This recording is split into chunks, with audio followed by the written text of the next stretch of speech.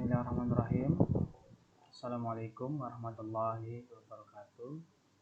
Selamat pagi semuanya. Bertemu kembali dengan saya Pak Ridwan, yang materi selanjutnya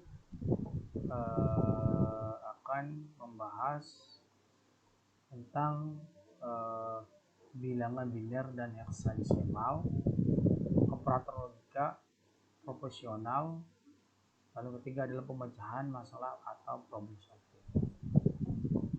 Kita masih di bab yang pertama ya, tentang berpikir proporsional. Tetapi untuk materi yang selanjutnya ini kita akan berdiskusi tentang ketiga elemen ini. Nantinya Bapak juga akan meng-share ke modul, tinggal kalian nanti download saja ya. Seperti itu, seperti biasa yang sudah kalian kerjakan kemarin. Baik, langsung saja seputar tentang ketiga ini ya. Di dalam pengoperasian nanti matchingkan ke dalam komputer ya. Sebenarnya saya juga mohon maaf, ini mungkin yang lebih spesifik tentang pengertian bahasa ini bisa ditanyakan lagi kepada mungkin guru pembimbing atau mungkin jurus ke guru matematika yang lebih luas lagi. Kalau di sini kita akan mensinkronisasikan saja dalam bahasa intinya bahasa logika manusia ke dalam bahasa pemrograman yang nantinya seperti itu tujuannya ya. Jadi seperti itu. Nah, langsung saja kita ulas tentang apa itu bilangan biner gitu kan. Mungkin tidak asing bagi kalian itu tentang dari bilangan ini kan, seperti ini. Nanti bisa kalian pahami dan baca-baca gitu ya tentang apa itu bilangan biner. Nah, pada intinya di dalam dunia komputer tentang bilangan biner yaitu antara 0 dan 1 ya. Bisa dikatakan ya dan tidak, antara on dan off, intinya antara dihidupkan dan dimatikan. Jadi logikanya seperti itu ya. Tinggal nanti penjabaran ini biasanya nanti ketika kalian lebih detail lagi ke jaringan ya, nanti ada tentang pengenalan jaringan ya, hitungannya. Jadi kita sinkronkan juga ke sana. Nah, ini hanya sekedar pengetahuan saja sedikit ya. Nah, bilangan biner dan heksadesimal. Jadi nanti ada dikonfirmasikannya ini. Tentunya kalian mungkin waktu di SMP tidak asing ya. Satu, 2 kali 1, 2 kali 2 seperti itu. Ini adalah rumus standar versi bilangan desimal ya. Ini nanti juga bisa dikonversikan konversi. Nah, ini contoh-contohnya. Nah, ini bisa diketahui itu, dan nanti dia ke atas ya, dikalikan ini sehingga pembagiannya tinggal itu sekian. Sesuaikannya perhitungan. Nanti juga ada heksadesimal, ada 16 digit. Nah, ini ya. Nah, contohnya seperti ini.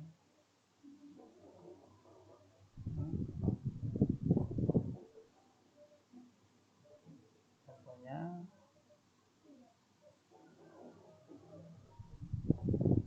nah, mungkin ya lebih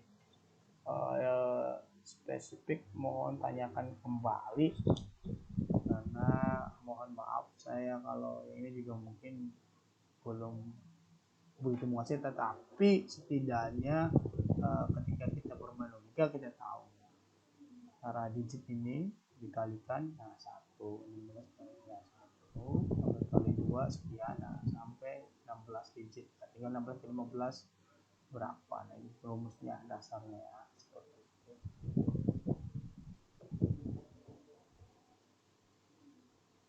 Lalu kita masuk ke operator logika. Nah ini baru ya.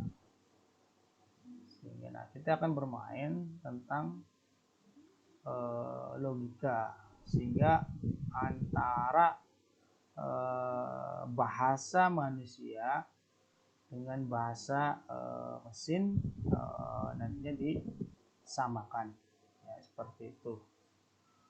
Nah, nantinya ada tahapan-tahapan bahasa manusia gitu ya, yang dipadukan ke bahasa mesin atau komputer. Jadi ketika tadi ini juga hanya ada 2 kata, yaitu true atau false. Nanti di situ juga yang namanya ketika benar maka true, atau false maka salah. Nanti kita padukan juga. Nah, ini sekedar pengetahuan dulu. Mungkin banyak yang misalnya banyak bertanya masih bingung ya. Yang penting kita tahu dulu tentang pemahaman antara logika itu. Kalau 0 misalnya off, 1 on gitu kan. Ini true adalah benar dan false adalah salah. Jadi ketika komputer itu menyatakan benar maka dia lanjut, kalau misalnya salah dia akan mengulang kembali. Ini seperti sampai dia mencari sebuah kebenaran. Ya, jadi bahasanya seperti itu. Jadi dia akan ada perulangan nantinya, ada logika nanti juga masuk ke dalam itu. Nah, ini contoh narasinya.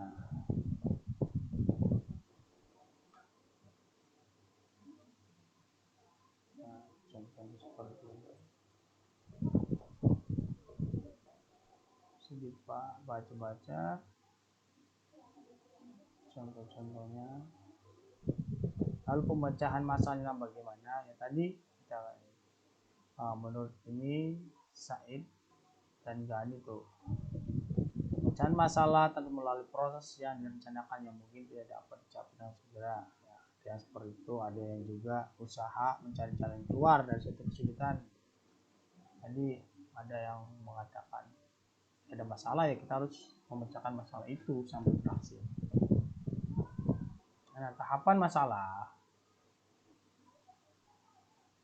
harus bisa memahami ya, dengan memahami masalah itu. Buat contoh mengajukan pertanyaan apa yang diketahui dan dicari, menjelaskan masalah dalam kalimat mereka sendiri, nah, hubungan dengan masalah lain yang serupa, fokus, nah, mengembangkan model apa untuk menggambarkan diagramnya seperti apa. Nah, ini tentang kolaborasi kita, kayak kemarin kalian mengerjakan tugas, nah, tentunya kalian mungkin masih banyak bertanya tentang tugas ini seperti apa ini kan, padahal sudah jelas di situ. Tugas yang pertama hanya merangkum intinya seperti itu. Lalu yang kedua menentukan siswanya saja. Udah cuma itu, tidak ke arah yang lain. Itu hanya sekedar waktu itu hanya ilustrasi contoh itu. Karena proyeknya ya belum. Nah ini kita akan habis ini kan sudah selesai ini, nanti ini tugasnya ini kuis ini gitu ya, kita kuis. Setelah itu minggu berikutnya kita akan coba proyek nih, saya kasih proyek seperti ini. Nanti ditentukan dengan tema tugas kamu yang kemarin siapa, nanti didiskusikan sehingga kalian bisa mengidentifikasi masalah itu. Kira-kira kita ini mau ngerjain apa gitu kan nantinya. Nanti ada pilihan-pilihan di situ. Nah, ada pilihannya, tugasnya juga. Nah, ini kalian bisa coba pahami dengan alur-alur seperti ini tentang logika. Sini ada juga pengertian logika sederhana, kreativitas manusia. Nah, kalian diskusikan tuh kan, ada juga kan ini contohnya. Terus faktor lingkungannya bagaimana, tentang pendidikan, ya kan? Karena ini memang sedang pandemi, maka pembelajarannya seperti apa gitu kan? Kalian diskusikan sama kelompok kalian. Nah, ini yang akan kita lakukan sebenarnya. Ini prosedurnya seperti apa, rencananya itu bagaimana, di prosesnya seperti apa, nanti kalian yang akan melakukan, kalian yang evaluasi. Nah seperti itu kita bisa boleh ya, tinggal kalian terus kelebihannya itu apa. Nah, ini proyek-proyeknya nanti kita keputusan nanti ada kan, sudah ada kemarin tentang contoh ilustrasinya kan. Nah ini baru masuk, jadi sabar dulu ya, jangan Pak tugasnya ngapain Pak, ini udah ini Pak banyak sekali japri ke saya gitu kan, tapi ya nggak apa-apa, saya balas satu-satu gitu kan. Terus saya akhirnya meminta ide supaya dibuat kelompok gitu kan, di grup gitu kan, buat grup supaya ada yang misalnya tidak tanya saya aja, saya mungkin sibuk, ada yang teman yang lain yang bisa, silakan dibalas di grup itu gitu. Jadi kita saling berkolaborasi. Nah nantinya di sini contoh komputer seperti ini ya kan, ada sinyalnya, ada ininya, ini kan ada image gambarnya, nanti ada logika bahasa pemrogramannya, jadi ini satu nanti.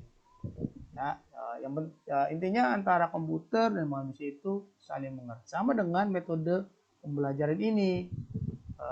Karena ini sedang pandemi, mau nggak mau ya kita harus menginfokan gagasan atau memberi informasi tentang pembelajaran ya seperti ini, supaya penyampaiannya terlaksana di kalian, jangan sampai miss gitu kan. Miss communication nanti sulit kita pembelajaran seperti itu. Ini contoh yang kalian mungkin yang sudah tidak asing bagi kalian, sekarang udah semuanya hampir berbarcode tuh kan. Dari bahasa manusia, tanda tangan, terus BKK juga ini udah tanda tangan berbarcode ya. Baik kalian nanti mau bayar online dan lain sebagainya, ini udah ada. Nah ini contoh-contohnya ya, mungkin kalian tidak asing ya, seperti itu sudah kalian mungkin nah, kesimpulan di sini nanti kalian memberikan sebuah kalau misalnya kalian dalam membuat project tentang Microsoft Word gitu kan, dari semua tugas akhir sampai akhir, kesimpulannya bisa di print misalnya, atau nanti bisa membuat buku digital misalnya, atau membuat kayak saya misalnya buat YouTube, jadi mungkin bisa jadi YouTuber gitu kan. Nanti ada pilihan-pilihan project itu gitu. Nih kamu ini, saya akan nanti minggu depan tugas itu akan mulai, saya akan memberikan materinya, terus cara pilihannya kira-kira kamu ingin membuat ini tuh mau dijadiin apa gitu. Apakah nanti buat buku digital gitu kan, atau di blog gitu kan, ini termasuk buku digital, ataukah buat YouTuber kayak saya gitu kan, atau kalau misalnya di print untuk dicetak, nah, itu terserah, nanti ada pilihan-pilihan kalian seperti itu. Dan selanjutnya nanti kalian diskusikannya seperti itu. Nah, jadi paham nanti kerjaan kelompoknya. Kalau kemarin masih bertanya, nanti bisa dikerjakan seperti itu. Di sini ada metode-metodenya tuh kan, sama kan, kumpulan data, tekniknya bagaimana. Nanti dari data itu mengetik kalian kan, mengambil datanya dari mana gitu kan. Terus apa kesulitannya gitu kan, setelah kalian mengerjakan tugas, ada yang mungkin karena terhambat waktu kita tidak, kalian lakukan, atau kalian live streaming juga kayak kemarin saya yang sudah lakukan live streaming gitu kan. Tapi yang belum live streaming ini mohon maaf, karena saya juga terbentur dengan IHT yang sedang berjalan saat ini, jadi masih bolak-balik, makanya saya buat ide untuk menggunakan komponen ya, saya buat YouTube aja biar materi itu segera dijalankan seperti itu.